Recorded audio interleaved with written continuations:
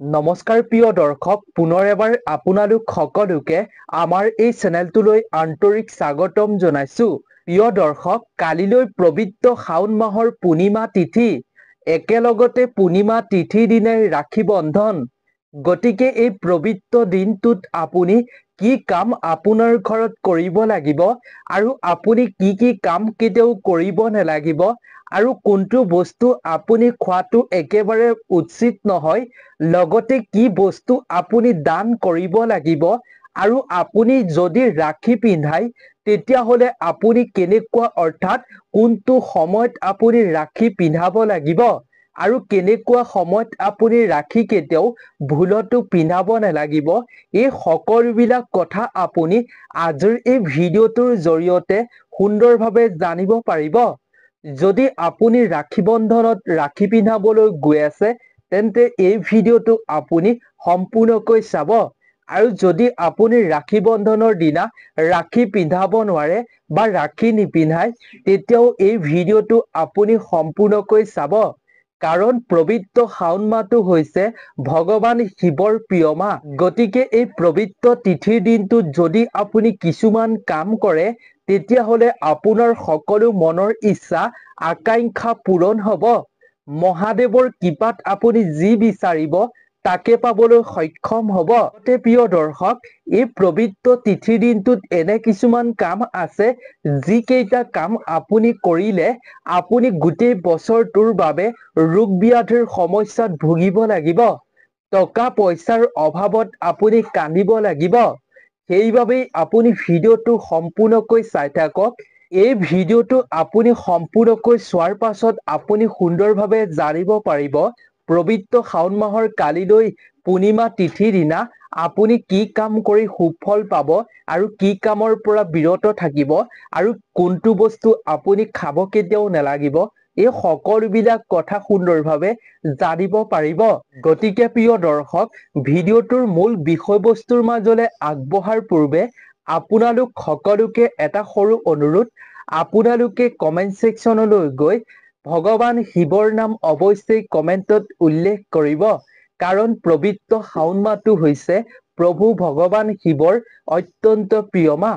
সেইবাবে ভিডিঅ'টোত আপুনি কমেণ্টত লিখক হৰ হৰ মহাদেৱ বুলি, লগতে ভিডিঅ'টোত এটা লাইক কৰিব বুলি আশা কৰিলো। আৰু লগতে যদি আপুনি প্ৰথমবাৰৰ বাবে আমাৰ এই চেনেলটোৰ ভিডিঅ' চাই আছে তেন্তে এই চেনেলটো ছাবস্ক্ৰাইব কৰি ৰাখিব। এই চেনেলটোৰ জৰিয়তে আপুনি প্ৰতিদিনে এটা নজনা কথা জানিব পাৰিব। সুস্থ সবল তথা জীৱনত যদি এটা নজনা কথা শিকিব বিচাৰে তেন্তে অৱশ্যেই চেনেলটো ছাবস্ক্ৰাইব কৰি ৰাখিব। প্ৰিয় দৰ্শক, আহক আমি প্ৰথমেই জানি লওঁ কালিলৈ শাওণ মাহৰ পূৰ্ণিমা তিথিৰ দিনটোত আপুনি কি কাম কৰিব লাগিব তাৰ বিষয়ে আমি প্ৰথমেই জানি লওঁ আহক। প্ৰিয় দৰ্শক, এই দিনটোত পবিত্ৰ নৈত স্নান আৰু দান কৰাটো যিহেতু শুভ, লগতে আপুনি এই দিনটোত ভগৱান শিৱৰ লগতে লক্ষ্মী নাৰায়ণকো পূজা কৰিব লাগে। এনে কৰিলে আপোনাৰ ঘৰলৈ সুখ আৰু সমৃদ্ধি আহিব। এই দিনটোত আপুনি যদি দেৱী লক্ষ্মীক ভগৱান বিষ্ণুৰ লগত পূজা কৰে তেন্তে অতি উত্তম বুলি শাস্ত্ৰত কোৱা হৈছে। প্ৰিয় দৰ্শক, ভগৱান নাৰায়ণৰ পূজাৰ বিশেষ মহত্ব আছে এই দিনটোত। শাওণ মাহৰ পূৰ্ণিমা তিথিৰ দিনা আপুনি তেওঁলোকক পূজা কৰিলে পৰিয়ালত কোনোদিনেই আপোনাৰ ধনৰ অভাৱ নহয়, সুখ সমৃদ্ধিৰ অভাৱ নহয়, সকলো সমস্যা জীৱনৰ পৰা নোহোৱা হৈ পৰিব। ভগৱান শিৱ আৰু লক্ষ্মী নাৰায়ণক আপুনি অৱশ্যেই পূজা কৰিব এই দিনটোত। লগতে প্ৰিয় দৰ্শক, আপোনাৰ ঘৰত ধনৰ অভাৱ দূৰ কৰিবলৈ, ধন টকা পইচাৰ আগমন ঘটাবলৈ ঘৰলৈ লক্ষ্মী দেৱীৰ কৃপা দৃষ্টি পাবৰ বাবে আপুনি এই দিনটোত দেৱী লক্ষ্মীক 11টা আপুনি হালধিৰ কৰি অৰ্পণ কৰিব। হালধীয়া কৰি অৰ্পণ কৰাৰ পাছত আপুনি পিছদিনা সেই আটাইকেইটা এখন ৰঙা কাপোৰত বান্ধি আপোনাৰ বাকচৰ ভিতৰত ভৰাই ৰাখিব।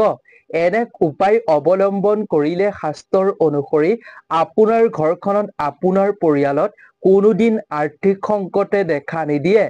লক্ষ্মী দেৱীৰ কৃপাৰ দৃষ্টিৰ ফলত ধনৰ আগমন হ'ব, সুখ সমৃদ্ধিৰে ঘৰত বিৰাজ কৰিব। সেইবাবে আপুনি এনে কাৰ্য কৰিব। লগতে শাওণ মাহৰ পূৰ্ণিমা তিথিৰ দিনা আপুনি চন্দ্ৰ দেৱতাকো পূজা কৰিব লাগে। শাওণ মাহৰ পূৰ্ণিমা তিথিৰ দিনা আপুনি চন্দ্ৰ ভগৱানক পূজা কৰিলে আপুনি জীৱনত বৰদান পোৱাৰ দৰে বহুতো সুফল পাবলৈ সক্ষম হ'ব পাৰিব। জ্যোতিষশাস্ত্ৰৰ মতে কোনো ব্যক্তিয়ে যদি এই দিনটোত চন্দ্ৰ দেৱতাক পূজা কৰে তেতিয়াহ'লে সেই ব্যক্তিজনৰ জন্ম কুণ্ডলীত যদি চন্দ্ৰৰ দোষ থাকে তেন্তে সেই চন্দ্ৰৰ দোষ দূৰ হৈ পৰিব। চন্দ্ৰ দেৱতাক আপুনি গাখীৰ আৰু গংগা জলেৰে অৰ্ঘ্য দিয়াটো খুবেই শুভ বুলি শাস্ত্ৰত কোৱা হৈছে। গতিকে এনে কাম কৰি আপুনি জীৱনত সুফল পাব পাৰিব। প্ৰিয় দৰ্শক, কালিলৈ শাওণ মাহৰ পূৰ্ণিমাৰ দিনাই একেলগতে যিহেতু ৰাখী বন্ধন, গতিকে আপুনি এইটো কামো কৰিবৰ বাবে একেবাৰে নাপাহৰিব। আপুনি যদি কালিলৈ দিনটোত আপোনাৰ ভাতৃক যদি আপুনি এগৰাকী ভগ্নী হয় তেতিয়াহ'লে আপুনি ৰাখী পিন্ধোৱাৰ আগতে ভগৱান আপুনি শ্ৰী গণেশক ৰাখী অৰ্পণ কৰিব লাগে। ভগৱান শ্ৰী গণেশ নহ'লেও আপুনি অন্য দেৱতাক হ'লেও ৰাখী অৰ্পণ কৰিব লাগে। প্ৰথমতে আপুনি দেৱতাক অৰ্পণ কৰাৰ পাছতহে আপোনাৰ ভাতৃক আপুনি হাতত ৰাখী বান্ধিব। হনুমানকো আপুনি অৰ্পণ কৰিব পাৰে। তেনে কৰাটো খুবেই শুভ বুলি গণ্য কৰা হৈছে। লগতে আপুনি যেতিয়া কালিলৈ ৰাখী বান্ধিব তেতিয়া আপুনি আপোনাৰ ভাতৃক সোঁ হাততহে ৰাখী বান্ধিব। তাৰ প্ৰতি আপুনি লক্ষ্য ৰাখিব। শনিবন্ধন আপুনি সোঁ হাতত বন্ধাটো খুবেই শুভ বুলি শাস্ত্ৰত কোৱা হৈছে। কেতিয়াও আপুনি বাওঁ হাতত আপুনি ৰাখী নাবান্ধিব। ইয়াৰ প্ৰতি আপুনি লক্ষ্য ৰাখিব। প্ৰিয় দৰ্শক, লগতে আপুনি ৰাখী পিন্ধোৱাৰ সময়ত আৰু কিছুমান কথা লক্ষ্য ৰাখিব লাগিব। ৰাখীৰ ওপৰত কেতিয়াও অশুভ চিহ্ন আপুনি অংকন নকৰিব। ইয়াৰ সলনি আপুনি ওম স্বস্তিক চিহ্নৰ ডিজাইন আপুনি বনাব পাৰে। লগতে আপুনি যেতিয়া ৰাখী পিন্ধিব তেতিয়া মূৰত কাপোৰ নোলোৱাকৈ কেতিয়াও ৰাখী নাবান্ধিব। কাকো কেতিয়াও ৰাখী নাবান্ধিব। নিজৰ মূৰত কাপোৰ লৈহে আপুনি ৰাখী বান্ধিব। ইয়াৰ প্ৰতি লক্ষ্য ৰাখিব। লগতে অপৰিষ্কাৰ ঠাইত আপুনি কেতিয়াও ৰাখী নাবান্ধিব। লেতেৰা পৰিৱেশত কেতিয়াও আপোনাৰ ভাতৃক ৰাখী নাবান্ধিব। চাফ চিকুণ পৰিষ্কাৰ ঠাইত বহিহে আপুনি ৰাখী বান্ধিব। কেৱল ইমানেই নহয় প্ৰিয় দৰ্শক, আপুনি শুভ সময়তহে ৰাখী বান্ধিব লাগিব। ভদ্ৰ কাল আৰু ৰাহু কালৰ দৰে অশুভ সময়ত কেতিয়াও আপুনি ৰাখী নাবান্ধিব। আপুনি শুভ সময় চাইহে ৰাখী বান্ধিব। লগতে প্ৰিয় দৰ্শক, দক্ষিণ ফালে মুখ কৰি ভগ্নীয়ে কেতিয়াও ভাতৃক ৰাখী নাবান্ধিব। ইয়াৰ প্ৰতি প্ৰতিগৰাকী ভগ্নীয়ে লক্ষ্য ৰখাটো জৰুৰী। লগতে প্ৰিয় দৰ্শক, ভাতৃসকলে মনত ৰাখিব, ৰাখী বন্ধনত নিজৰ ভগ্নীক আপুনি ধাৰ থকা কোনো চোকা বস্তু, চোকা জাতীয় বস্তু উপহাৰ হিচাপে নিদিব। ইয়াৰ প্ৰতি প্ৰতিজন ভাতৃয়ে লক্ষ্য ৰাখিব। কেৱল প্ৰিয় দৰ্শক ইমানেই নহয়, যেতিয়া আপুনি ৰাখী পিন্ধাব তেতিয়া ভগ্নীসকলৰ যিখন থালি লৈ যায় ৰাখী পিন্ধাবৰ বাবে সেই থালিখনত কি কি বস্তু নিয়াটো খুবেই শুভ। আহক আমি তাৰ বিষয়ে এইবাৰ সুন্দৰভাৱে জানি লওঁ। ১ নম্বৰতে হৈছে পবিত্ৰ ৰাখী। ৰাখী বন্ধনত পবিত্ৰ সূতা বুলি বিশ্বাস কৰা হয়। ৰাখী অতি প্ৰয়োজনীয়। ৰাখী ভগ্নীসকলে নিজৰ ভাতৃৰ হাতত পিন্ধাব লাগে। গতিকে ৰাখী পূৰ্বৰ আগতেই আপুনি যিখন থালিৰ ৰাখী লৈ যাব সেই থালিখনত আপোনাৰ যিডাল ৰাখী বান্ধিব ভাতৃক সেই থালিখনতে আপুনি ৰাখীডালো লৈ যোৱাটো খুবেই জৰুৰী। লগতে প্ৰিয় দৰ্শক, আপুনি যিখন থালিত পবিত্ৰ ৰাখী লৈ যাব সেই থালিখন আপুনি প্ৰথমেই মন্দিৰৰ স্থানত ৰাখিব লাগে। পোন প্ৰথমেই আপুনি ভগৱান শ্ৰীকৃষ্ণ বা অইন দেৱতাক আপুনি অৰ্পণ কৰিব লাগে ৰাখী। আমি ভিডিঅ'টোৰ পূৰ্বেই আপোনালোকক কৈছো, যিকোনো দেৱতাক আপুনি অৰ্পণ কৰাৰ পাছতহে ভাতৃক আপুনি ৰাখী বান্ধিব। ২ নম্বৰতে হৈছে সেন্দুৰৰ ফোঁট। লক্ষ্মী দেৱীক প্ৰতিনিধিত্ব কৰা সেন্দুৰ আপুনি ৰাখী বন্ধাৰ পিছত ভাতৃৰ কপালত ফোঁট দিবলৈ কেতিয়াও নাপাহৰিব। আপুনি সেন্দুৰ ব্যৱহাৰ কৰিব। এই শুভ দিনটোত আপুনি এনে কাৰ্য কৰাৰ ফলত আপোনাৰ ভাতৃয়ে নিশ্চিতভাৱে জীৱনত সুফল পাব পাৰিব বুলি কোৱা হৈছে। 3 নম্বৰতে হৈছে চাউল। আপুনি চাউলখিনি এটা সৰু বাটিত ৰাখিব আৰু ফোট দিয়াৰ পিছত আপুনি ভাতৃৰ কপালত চাউল লগাব লাগে। মূৰৰ ওপৰত আপুনি চাউল ছটিয়াব লাগে। এনে কৰাটো খুবেই শুভ বুলি কোৱা হৈছে।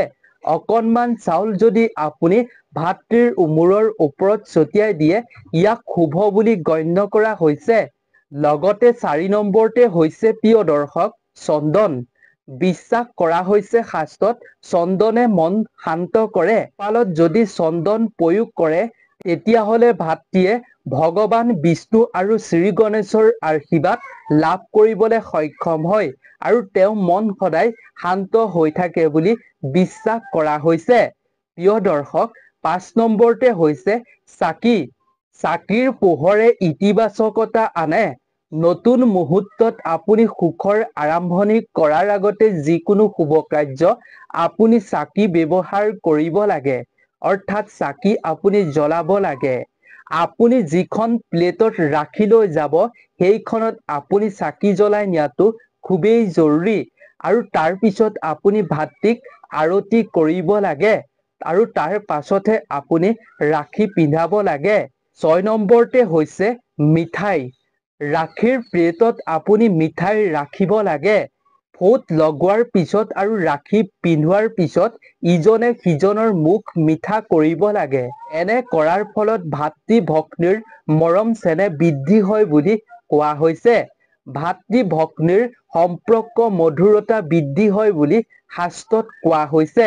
প্ৰিয় দৰ্শক, এইখিনি কথা আপুনি ৰাখি বন্ধাৰ পূৰ্বেই আপুনি লক্ষ্য ৰখাটো খুবেই জৰুৰী। এতিয়া আপোনাক জনাম, আপুনি কালিলৈ শাওণ মাহৰ পূৰ্ণিমা তিথিৰ দিনটোত কি বস্তু অৰ্পণ কৰি মহাদেৱৰ কৃপা লাভ কৰিব পাৰিব।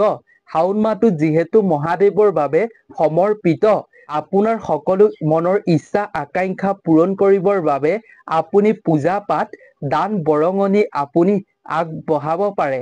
এনে কৰিলে আপোনাৰ সকলো ইচ্ছা পূৰ্ণ হ'ব। লগতে আপুনি দুখীয়া দৰিদ্ৰ অসহায় মানুহক খাদ্য বস্ত্ৰ দান কৰিব পাৰে। যেনে এই দিনটোত আপুনি আটা দাইল চাউল আদি দান কৰিব পাৰে। ইয়াৰ ফলত আপুনি শিৱ শংকৰৰ কৃপা লাভ কৰিব পাৰিব। যদি আপুনি শাওণ মাহৰ পূৰ্ণিমাৰ দিনা আপুনি বস্ত্ৰ দান কৰিব পাৰে, তেতিয়াহ'লে আপোনাৰ জীৱনত থকা নাকাৰাত্মক শক্তি দূৰ হ'ব। লগতে আপুনি জীৱনত দুখ দৰিদ্ৰতাৰ পৰা মুক্ত হ'ব পাৰিব বুলি শাস্ত্ৰত কোৱা হৈছে। লগতে আপুনি আৰ্থিক সমস্যা দূৰ কৰিবৰ বাবে শাওণ মাহৰ পূৰ্ণিমাৰ দিনা ক'লা তিল দান কৰিব পাৰে। কেৱল ইমানেই নহয় প্ৰিয় দৰ্শক, শাওণ মাহৰ পূৰ্ণিমাৰ দিনা আপুনি গুৰু দান কৰিব পাৰে। ইয়াৰ ফলত আপুনি যদি জীৱনত যিকোনো ক্ষেত্ৰত বাধা বিঘিনিৰ সন্মুখীন হৈছে আৰু আপোনাৰ জীৱনত অশান্তি হৈছে, তেন্তে সেই সকলো সমস্যা দূৰ হৈ পৰিব গুৰ আপুনি দান কৰাৰ ফলত। লগতে প্ৰিয় দৰ্শক, শাওণ মাহৰ পূৰ্ণিমা দিনা আপুনি শিৱ মন্দিৰলৈ গৈ চাকি জ্বলাব লাগে। ইয়াৰ উপৰিও আপুনি নদীত চাকি জ্বলাব পাৰে। ইয়াৰ ফলত আপোনাৰ জীৱনৰ পৰা ধাৰ ঋণৰ সমস্যাৰ পৰা আপুনি মুক্ত হ'ব আৰু মানসিক চিন্তাৰ পৰাও আপুনি মুক্ত হ'ব পাৰিব। প্ৰিয় দৰ্শক, এতিয়া আমি জানো আহক কালিলৈ আপুনি কোনটো বস্তু ভুলতো খাব নালাগিব। সেই বস্তু কেইটা হৈছে প্ৰিয় দৰ্শক, দৈ, গাখীৰ আৰু মৌ। এই তিনিটা বস্তু আপুনি কালিলৈ দিনটোত খোৱাৰ পৰা বিৰত থাকিব। যিহেতু শাওণ মাহতে খাব নালাগে এই বস্তু, আপুনি পৰাপক্ষত কালিলৈ দিনটোত নোখোৱাকৈ থাকিব। লগতে আপুনি নিৰামিষ খাদ্য খাব, মাছ মাংস খুৰা নকৰিব। ইয়াৰ প্ৰতি আপুনি লক্ষ্য ৰাখিব। গতিকে প্ৰিয় দৰ্শক, আজিৰ এই ভিডিঅ'টো ইমানেই আছিল। আশা কৰোঁ ভিডিঅ'টো চাই নিশ্চয় ভাল পালে, নিশ্চয় জানিব পাৰিলে সুন্দৰভাৱে সকলোবিলাক কথা। গতিকে আজিৰ ভিডিঅ'টোৰ পৰা আমি বিদায় লৈছোঁ। আপোনালোক সকলো ভালে থাকক, সুস্থ থাকক, তাৰেই আমিও কামনা কৰিলোঁ। নতুন এটা ভিডিঅ'ৰ লগত আপোনালোক সকলোকে লগ পাম। ধন্যবাদ।